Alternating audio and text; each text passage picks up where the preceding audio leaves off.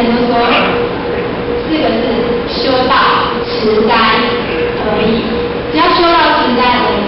后来上尾班呢，院长大人就到场，然后问前人说：“你知不知道你的病是什么好的？”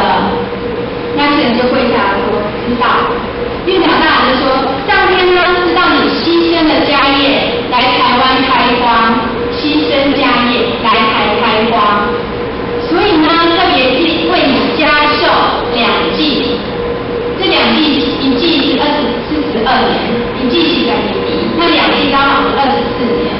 所以说在49岁的时候，咱算看嘛，你去的高岁的时阵，会使贵州加5年4年。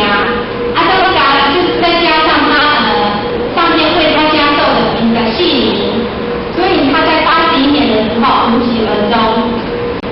那医生也检查不出病源，所以他不是死在他原来当初的直肠癌哦。医生没有办法判断他的原因，享年77岁，刚好是延寿了24年。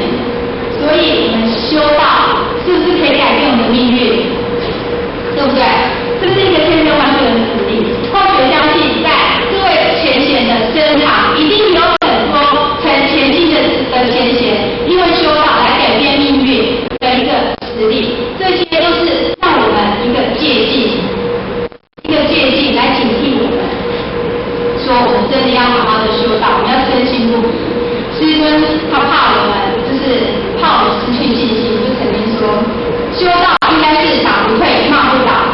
但你们都太过于安乐，太过于顺境了，只是遇到一点点小小的冲击、小考验、小挫折，就怨天尤人，不能认命。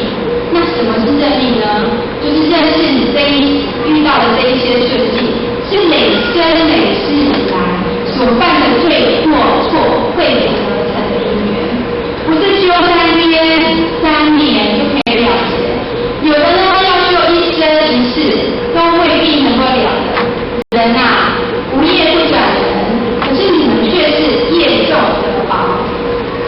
师尊大人他讲的这样子一段话，他是深怕我们阳光那个心无到给有农科的了，所以我们就要觉悟，我们就要觉悟说我们趁我那时候零星起来的时候，赶快修办到，赶快努力的去行功了愿，用我们真心来修，才能够得到真功实在。这样子呢，才能够增加我们德性的厚度，才能够达到消冤解灭，早日从六道轮回里面脱胎换骨。那各位前贤对修道有没有信心？如果有信心，我们就大声说出来。有没有信心？很好。我们有信心呢，我们就要知行合一，来行功立德。这样子呢，再改咱的观天最小，来许多料，才能够脱离生死轮回，早日回到我们无极里天。那后学别家跟各位前贤共勉之。那以上呢，如果有讲的不好的地方，或者是错改正人之力的地方，后学我上面准备。那请简禅师各位前贤给予后学多多的指正跟包涵。那后学最后呢，就是祝各位前贤诸事如意，道路宏展。谢谢各位。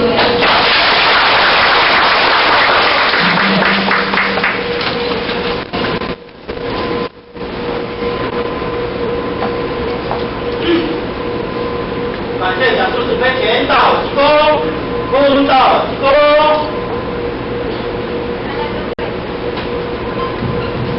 现在各位主持人，一点在将香，当场分享出来今天请各位分享出来的方销湾开业，有所努力，希望大家看如何变成光明表，马来西